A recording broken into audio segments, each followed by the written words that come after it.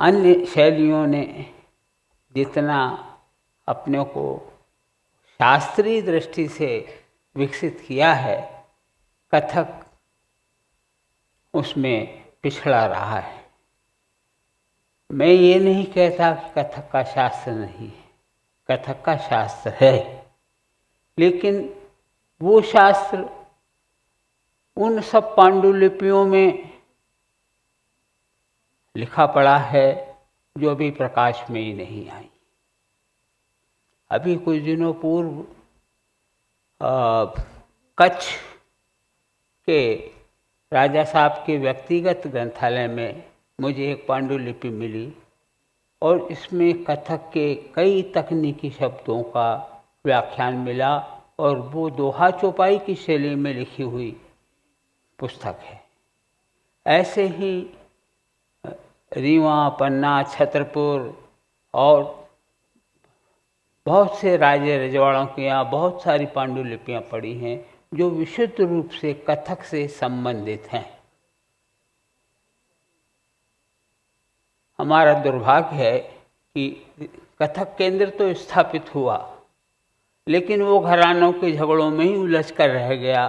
कथक केंद्र स्थापित होने के साथ साथ वहाँ आवश्यक रूप से एक रिसर्च सेंटर भी स्थापित होना चाहिए था, जो आज तक नहीं हुआ और शायद आगे भी होगा या नहीं जानता। मुझ अकेले से जितना बन पड़ रहा है मैं कर रहा हूँ।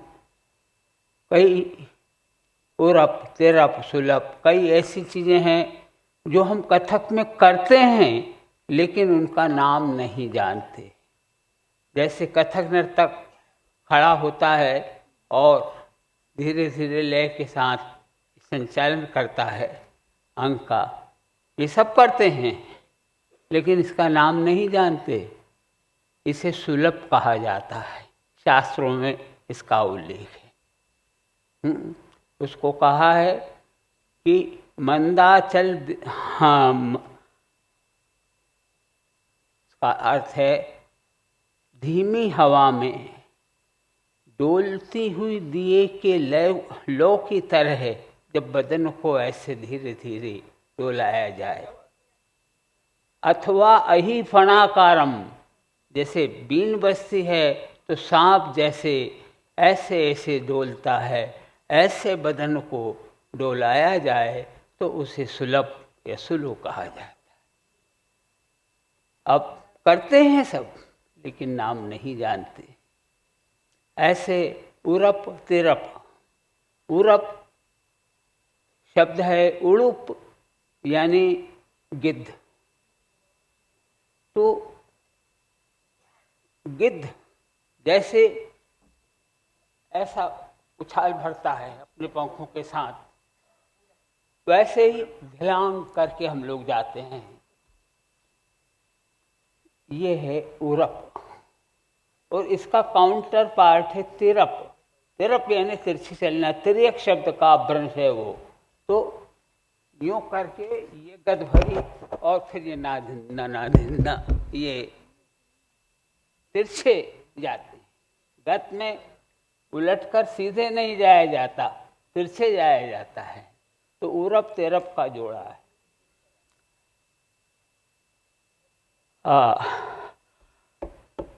अनूप संगीतांकुश में एक शब्द बहुत दिनों तक मैं ढूंढ रहा था, ब्रजभाषा साहित्य में आया। उरप, तिरप, सुलभ, इसके साथ संच शब्द आया। मैंने बहुत उस समय ढूंढा, मुझे मिला नहीं। तो मैंने सोचा कि शायद पाठ भेद होगा और उसको नेगलेक्ट कर दिया। जब वो शब्द मुझे अनूप संगीतांकुश में मिला, संच, और वो संच 3 प्रकार का है, ऊर्ध्व संच, मध्य संच, तल संच। तो कथक में और पुराने कथक में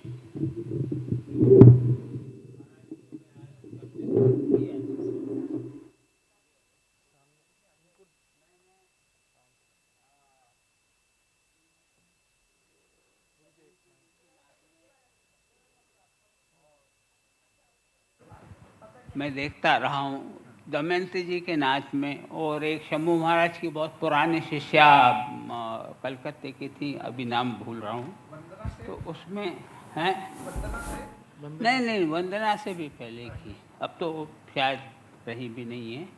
वंदना सेन को भी खूब जानता हूँ।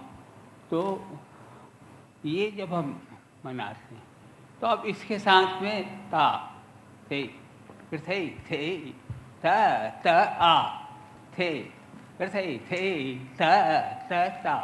अब ये तल तक नीचे तक बैठ गए, तो ये तल संच। अब ये करते हुए यहाँ तक आए मध्य संच, और पूरा खड़े हुए तो ये ऊर्ध्व संच।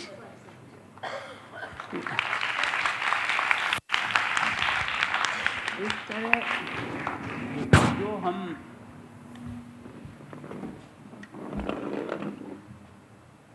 आज वर्तमान कथक में भी जो हम कर रहे हैं, उनका भी नाम लोग नहीं जानते।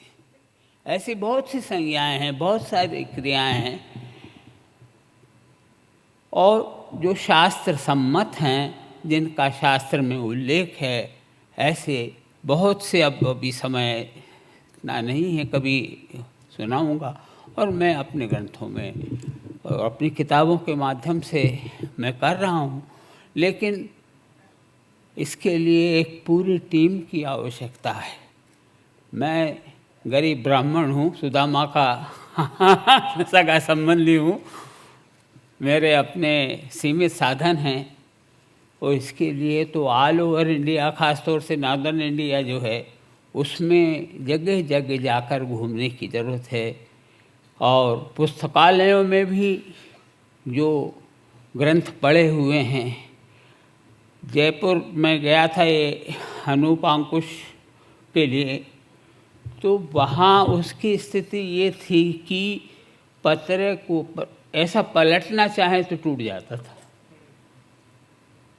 वहाँ के डायरेक्टर ने पहले तो ना हमें दिखाने को भी मना कर दिया, फिर जैसे तैसे राजा साहब की सिफारिश लगवाई, तब उन्होंने कहा कि हम नहीं देखने तो नहीं देंगे, ये बहुत जर्जर स्थिति में हम फोटोग्राफ दे सकते हैं। तो उन्होंने जितना कहा राशि जमा की, और वहाँ से मैं उनके फ़ोटोग्राफ्स लेकर के आया। उसमें हमें कई ऐसे काम की चीज़ें मिली। तो कथक, कुछ लोग दावा करते हैं कि साहब ये हमारे घराने का, वो कहते हैं हमारे घराने का। कथक 100-200 साल में पैदा नहीं हुआ है। ये बैठे हैं, कथक एक जाति है, और जाति 100-200 साल में नहीं बनती है, हजारों साल में का जाति बनती है। तो हाँ, आपका घराना 100 साल का होगा, 200 साल का होगा। और दूसरी बात ये कि जो कथक हैं वो खाली कथा कहने और नाचने तक सीमित नहीं है, बल्कि उससे ज़्यादा वो गायन और वादन से संबंधित है। और नाट्यशास्त्र स्वयं कहता है, नानातोद्य विधाने प्रयोग युक्त प्रवादने कुशल। लवकुश नानातोद्य विधाने प्रयोग युक्त प्रवादने कुशल लवकुश दादव्याशीत यस्मात् तस्मात् कुशलो भवेत्। यानी भरत के नाट्य प्रयोग में कुशल लोग म्यूजिशियन का काम करते थे। नाना तोद्य विधाने, यानी ऑर्केस्ट्रेशन करने में वो माहिर थे, और प्रवादने कुशल, यानी खाली ऑर्केस्ट्रेशन नहीं करते थे, वो बजाने में भी माहिर थे। और लवकुश दातव्याधीतम, लवकुश का दातव्य यानी कथा कहना, रामायण कहना, ये उनको परंपरा से मिला था। यस्मात् तस्मात् कुशीलवसात्, इस कारण से ये लोग उनकी स्मृति में कुशीलव कहलाते हैं। लवकुश की परंपरा को वो आगे चला रहे हैं, इसलिए वो कुछ लोग कहलाते हैं। तो बेसिकली वो कथक म्यूजिशियंस थे।